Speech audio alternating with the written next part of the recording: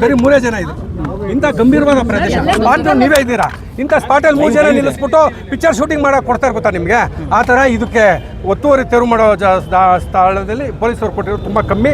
ಹಾಗಾಗಿ ಕೂಡಲೇ ಇವತ್ತು ಅವ್ರು 3 ಜನ ಬಂಧಿಸಬೇಕು, ನಮಗೆ ನ್ಯಾಯ ಒದಗಿಸ್ಬೇಕು. ಮತ್ತು ಏನು ಪೆಂಡಿಂಗ್ ಕೆಲಸ ಇದೆ, ಏನು ಒಂದು 5-6 ಅಂಗಡಿ ಹೊಡಿಬೇಕಲ್ಲ, ಇದನ್ನು ಸಂಪೂರ್ಣ ಹೊಡೆದ ಮೇಲೆ ನಾವು ಇಲ್ಲಿಂದ ಜಾಗ ಕಲಿತು. ಅಧಿಕಾರಿಗಳಿಗೆ ಭದ್ರತೆ ಇಲ್ವಾ ಅನ್ನುವಂಥ ಅನುಮಾನಗಳು ಕೂಡ ಹುಟ್ಟಾಗುತ್ತೆ ಸರ್. ಖಂಡಿತ ಭದ್ರತೆ ಇಲ್ಲ ಸರ್. GBಯಲ್ಲಿ ಇರೋದೇ 2400 ಅಧಿಕಾರಿ ನೌಕರುಗಳು ಅಷ್ಟೇ. ನನಗೆ ಗೊತ್ತಿದೆ ಪೂರ್ತಿ. ಇವತ್ತವರೆಗೂ ವೃಂದ ಮತ್ತು ನೇಮಕಾತಿ ನೀವು ಮಾಡಿ ಏನೂ ಆಗಿಲ್ಲ. GBI ಮಾಡಿಬಿಟ್ರು, 5 ಪಾಲಿಕೆಗಳಿಗೆ ಹಂಚ್ಬಿಟ್ರು. ಇರೋದು ಒಂದೊಂದು ಪಾಲಿಕೆಯಲ್ಲಿ 250-300 ಜನ ಬರೀ ಅಧಿಕಾರಿ ನೌಕರು ನಿಯಂತ್ರಣ ಮಾಡ್ತಾ ಇರೋರು.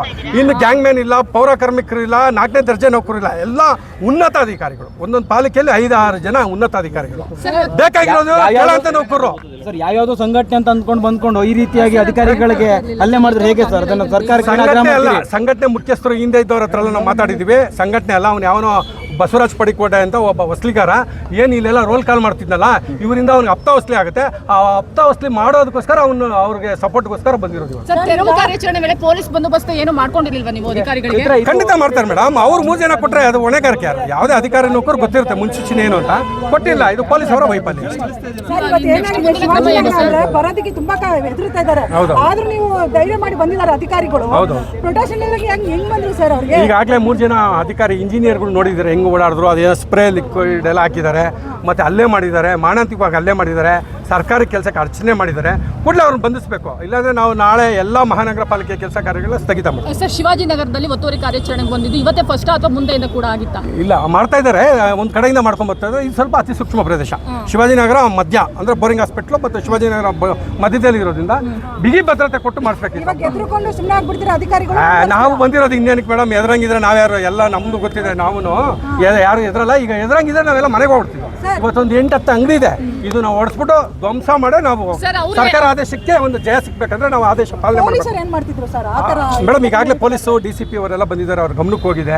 ಬೆಳಗ್ಗೆ ಮಾಡುವಾಗ ಅವ್ರೇನೋ ನೈಟ್ ಬಿಟ್ಟು ಹೂವೆಲ್ಲ ಇರುತ್ತೆ. ಈಗ ನಾವು ಮಾತಾಡೋಗ್ಲು ಯೋಚನೆ ಮಾಡಿ ಮಾತಾಡಬೇಕು. ಹಾಗಾಗಿ ಆಗಿರುತ್ತೆ. ಈಗಾಗಲೇ ಉನ್ನತ ಅಧಿಕಾರಿಗಳಿಗೆ, ಮಾನ್ಯ ಪೊಲೀಸ್ ಆಯುಕ್ತರಿಗೆ, DCPಗೆ, ಅಡಿಷನಲ್ CPಗೆ, ಪೊಲೀಸ್ ಇನ್ಸ್ಪೆಕ್ಟರ್, ACP ಎಲ್ಲರಿಗೂ ಮಾಹಿತಿ ಹೋಗಿದೆ. ಈಗ ಆಗೋಗಿದೆ. ಇನ್ನು ಮುಂದೆ ಏನು ಒಂದು 10-15 ಅಂಗಡಿ ಇದೆ, ಅದನ್ನೆಲ್ಲ ಧ್ವಂಸ ಮಾಡಿ ನಾವು ಖಂಡಿತ ನಾವೆಲ್ಲ ವಿತ್ ಟೀಮೇ ಬಂದಿದ್ದೀವಿ. ನಾವು ಇದ್ದೀವಿ, ಎಲ್ಲ ನಮ್ಮ ಸಂಬಂಧಪಟ್ಟ ಇಂಜಿನಿಯರ್ಗಳಿದ್ದಾರೆ. ನಾವೆಲ್ಲ ಅದನ್ನು ಧ್ವಂಸ ಮಾಡಿಸೆ ನಾವೇನು ಸರ್ಕಾರ ಆದೇಶ ಮಾಡಿದ್ದಾರೆ, ಸಚಿವರ ಆದೇಶ, ಅದನ್ನು ಪಾಲನೆ ಮಾಡೋವರೆಗೂ ನಾವು ಹೋಗಲ್ಲ. ಇನ್ನು ಮುಂದಿನ ದಿನಗಳಲ್ಲಿ ಇಂಥ ಅತಿ ಸೂಕ್ಷ್ಮ ಪ್ರದೇಶದಲ್ಲಿ ಬಿಗಿ ಭದ್ರತೆ ಕೊಡಬೇಕು ಅನ್ನೋದೊಂದೇ ನಮ್ಮ ಆಗ್ರಹ. ಮುಂದಿನ ನಡೆ ಏನು ಸರ್? ಮೇಡಮ್, ಇವತ್ತು ಅವ್ರನ್ನ ಬಂಧಿಸಿಲ್ಲ ಅಂದರೆ ನಾಳೆ ಎಲ್ಲ ಪಾಲಿಕೆ ಕೆಲಸ ಕಾರ್ಯಗಳು ಹೋರಾಟ ಖಂಡಿತ. ಇನ್ನೇನು ನಾವೇನು ಕಾಮಿಡಿ ಮಾಡಕ್ಕೆ ಬಂದಿದ್ದೀವಿ? ಇಷ್ಟೆಲ್ಲ ಆಗಿದೆ. ಕೃಷ್ಣ ಬೈರೇಗೌಡ ಅವರು ಅಧಿಕಾರಿಗಳ ಮೇಲೆ ತರಾಟೆಗೆ ತಗೊಳ್ಕೊಳ್ತಾರೆ ಪ್ರತಿ ಮೀಟಿಂಗ್ ಅಲ್ಲೂ ಕೂಡ. ಬಟ್ ಇಂತಹ ಟೈಮಲ್ಲಿ ಒತ್ತುವರಿ ಮಾಡಲಿಲ್ಲ ಅಂದ್ರೆ ನಿಮ್ಮ ಮೇಲೆ ಆಕ್ಷನ್ ತಗೊಳ್ತಾ ಇದ್ದಾರೆ. ಈ ಟೈಮಲ್ಲಿ ಏನಕ್ಕೆ ಮಾನ್ಯ ಸಚಿವರು ಒಂದು ತಿಂಗಳಾಗಿದೆ. ಅವ್ರಿಗೆ ಬಹುಶಃ ನಾವು ಸಭೆಗೆ ಕರೀರಿ ಅಂತ ಮನವಿ ಮಾಡಿದ್ವಿ.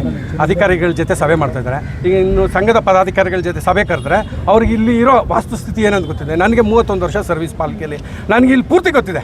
ಅವ್ರಿಗೆ ನಾವು ಇಲ್ಲಿ ಯಾವ ರೀತಿ ಮತ್ತು ನೇಮಕಾತಿ ನಿಯಮಗಳು ಯಾವ ರೀತಿ ಅಧಿಕಾರಿಗಳು ಬರಬೇಕು ಅಂತ ಅವರಲ್ಲಿ ಮನವಿ ಮಾಡ್ಕೊಂಡು ಸರ್, ಈ ತರ ರೋಡಿಸಮ್ ಮಾಡಿರೋದು ಅದಕ್ಕೆ ಭಯನೇ ಇಲ್ದಂಗೆ ಆಗೋಯ್ತು ಅಧಿಕಾರಿಗಳ ಮೇಲೆ. ಇದನ್ನ ಖಂಡಿತ ಖಂಡಿಸ್ತೀವಿ. ಅವ್ರ ಬುದ್ಧಿ ಕಲಿಸ್ಬೇಕಂತಾನೆ ನಾವು ಬಂದಿರೋದು.